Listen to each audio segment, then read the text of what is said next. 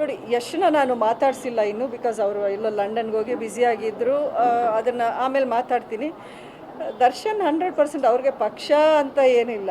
ಅವರು ಕಳೆದ ಅಸೆಂಬ್ಲಿ ಎಲೆಕ್ಷನಲ್ಲೂ ಅವರು ಕಾಂಗ್ರೆಸ್ ಪರನೂ ಪ್ರಚಾರ ಮಾಡಿದರು, ಬಿ ಜೆ ಪಿ ಸಚಿ ಪರನೂ ಮಾಡಿದ್ದಾರೆ, ದರ್ಶನ್ ಪುಟ್ನಯ್ಯ ರೈತ ಸಂಘ ಅವ್ರ ಪರನೂ ಅವರು ಕ್ಯಾಂಪೇನ್ ಮಾಡಿದ್ದಾರೆ. ಪಕ್ಷ ಅವ್ರಿಗೆ ಮುಖ್ಯ ಅಲ್ಲ. ನಾನು ಇದ್ದರೆ ಖಂಡಿತ ಯಾವುದೇ ಪಕ್ಷದಲ್ಲಿ ನಿಂತ್ಕೊಳ್ಳಿ, ನಾನು ನಿಮ್ಮ ಜೊತೇಲಿ ಇರ್ತೀವಿ ಅನ್ನೋ ಮಾತು ಅವರು ತುಂಬ ಸ್ಪಷ್ಟವಾಗಿ ಹೇಳಿದ್ದಾರೆ.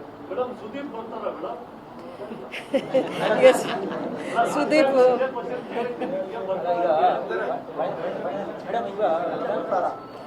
ನೋಡಿ, ಯಶ್ನ ನಾನು ಮಾತಾಡಿಸಿಲ್ಲ ಇನ್ನು, ಬಿಕಾಸ್ ಅವರು ಎಲ್ಲೋ ಲಂಡನ್ಗೆ ಹೋಗಿ ಬ್ಯುಸಿಯಾಗಿದ್ದರು.